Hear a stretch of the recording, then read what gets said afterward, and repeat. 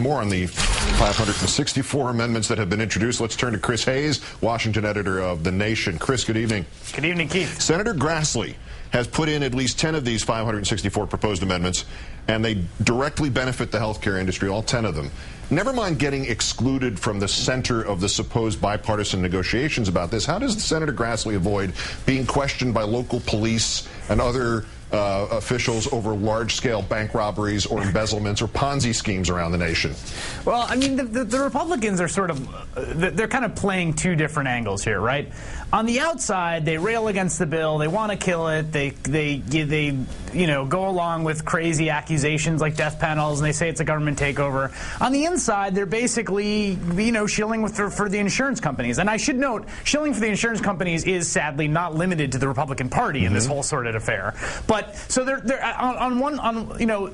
they're banking that no one really is going to take a look at these amendments very close, and if they do, it'll sort of be in the front of their mind for about 2 minutes, and come election time, it's not going to be. So it's this inside-outside game. You know, you say one thing back home when you're in Nebraska, and you do another thing when the lobbyist is at your door and you're in committee markup. And sadly, that's very standard operating procedure for both parties in Washington. Well, let's see if we can burn that, particularly that Sesame Street one from Hatch, into people's minds. If Senator Hatch believes it's so unfair that the states with the highest insurance costs are the only ones that would be provided with this transition relief, why didn't he just ask for exemption for more than any state with a name that begins with the letter U? Why not just propose to do away with transition relief altogether? This is really classic. I mean, everything you need to know about the Republican Party's philosophy of governance and so-called commitment to small government is embodied in that amendment. It reminds me of back when you know, the omnibus budget bill was passed, and the top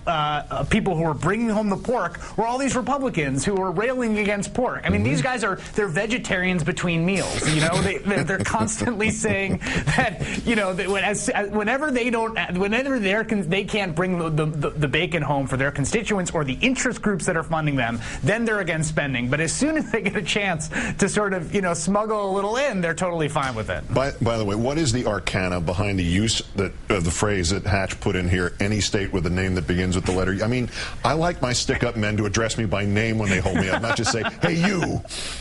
I don't know if he's trying to, I don't know if he thinks people are that dumb they won't figure it out, but...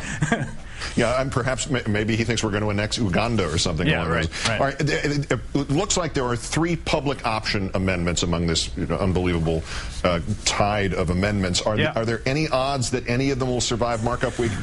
They're slim. I mean, keep in mind there's 5 bills, right? 4 of them have a public option. The Help Committee bill in the Senate, the 3 that were passed in the House. This is the 5th. This is the only one, if it passes out of markup without a public option, that won't have a public option. The odds of the public option getting into legislation are much better when the bills are either reconciled in the Senate or ultimately when there's conference committee between the House and Senate bills. Right now, there's such conservative Democrats on that Finance Committee. The only way I see a public option getting through is if, in a kind of tactical feint, Republicans decide to vote for it to get it in, thinking that it'll essentially be a poison pill that'll spell the doom for it on the floor of the Senate. Short of that, I don't think it's going to get out of committee. Yeah, if you don't like sausage. Chris Hayes of The Nation. As always, Chris, great thanks. Thank you, Keith.